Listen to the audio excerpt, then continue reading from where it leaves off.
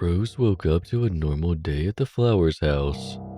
Nothing interesting, nothing new, just another boring day in Florida. Rose was so bored with her life. Yes, she liked her life, and she was lucky to be rich. But it was boring all the time, being an only child, especially to a 13-year-old girl. What Rose craved was adventure and mystery. But no, she lived a boring life, being watched all day in her mansion. But sooner than she knew, that would all change.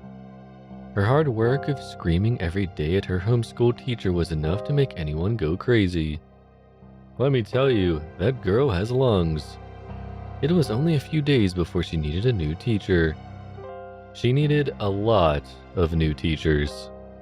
Downstairs, she heard her teacher, Miss Dodds, yelling at her father and couldn't tell what she was saying. But she had the idea. She quit. As Rose watched out the window, she saw the gates of the mansion open to let her teacher out. Then she looked into the mirror with a crazed grin. She won again. But it would not last for long. Soon a new teacher would come. But this time she had an idea. Rose played on her iPhone for hours waiting for midnight to come. It was now 11:59 p.m., and Rose's heart was beating faster and harder than ever. All she hoped for was that her dad didn't hear the constant thump-thump of her heart beating. She watched her clock very contently, waiting for what felt like forever, until finally the clock hit 12. Rose grabbed the emergency backpack that was filled with freeze-dried food, $100 cash, an emergency-only credit card, a water canister, a flashlight, and a knife. She hoped she would never have to use that. Then she slowly tiptoed to her door. She thought she was going to faint as she went to turn the door handle. When she pulled herself together, she slowly turned the handle and flinched as it squeaked softly.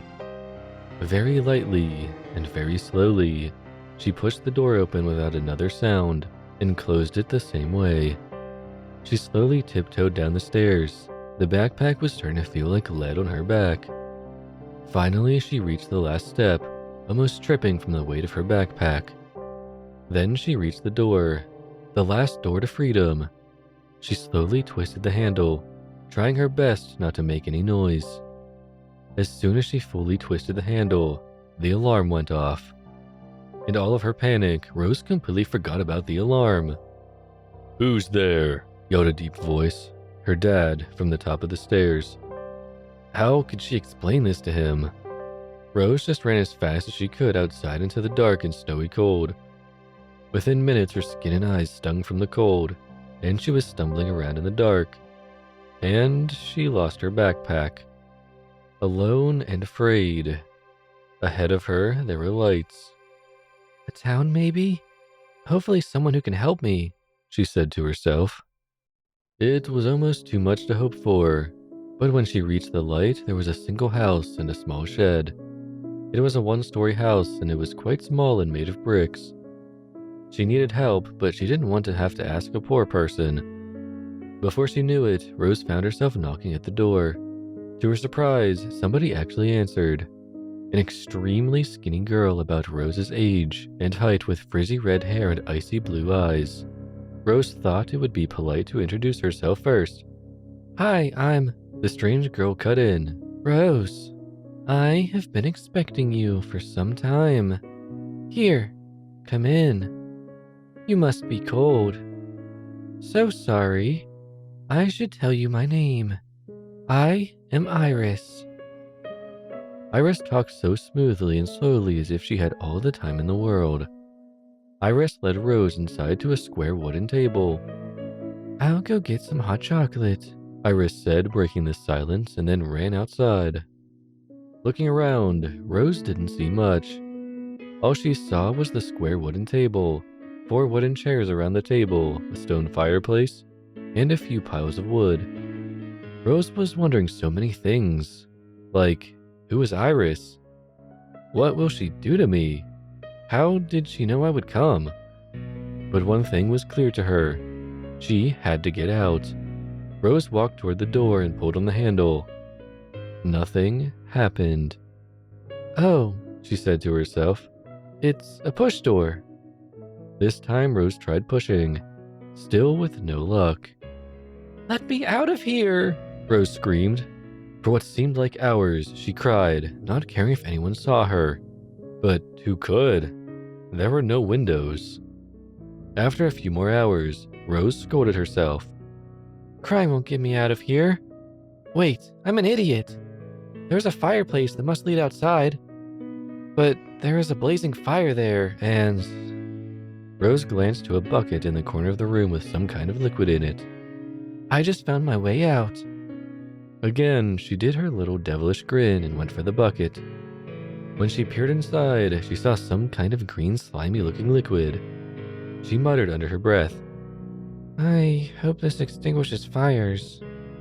When she dumped the green goo in the fire, it started to glow a bright warm green before fading and dying. When she touched where the fire had been, it was already cool, but it was still slimy. At least she could now get out. Assuming she could climb out of the chimney, Rose took one last look around the room and shakily climbed up the cold and slimy chimney. When Rose got out, she realized that it was already day again. How long had she been there? 4, 5 hours? She had to get home.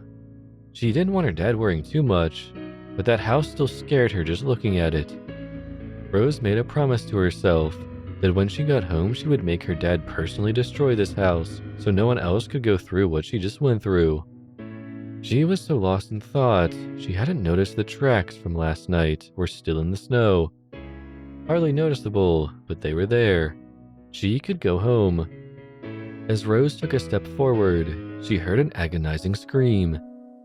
She would know that scream anywhere. It was her dad. She heard it coming from the little shack next to the house she had been held captive in. She saw the same kind of handle from the house, a one-sided handle. Rose turned the handle only to find her dad quivering in the corner. It took a few minutes for him to notice her presence. He looked up and raced towards Rose and tackled her with a hug. Let's go home, she cried softly into her dad's ear. Yeah, he agreed sorrowfully. After that, Rose's dad was different. They moved into a regular house in Texas. He let her go to a public school. They were normal. They never talked about Iris or that day. Rose felt like it was some kind of lesson for her dad, but she didn't know what happened to him or why Iris knew so much about them. He didn't even report it to the police. He has just been so different after that day. So distant.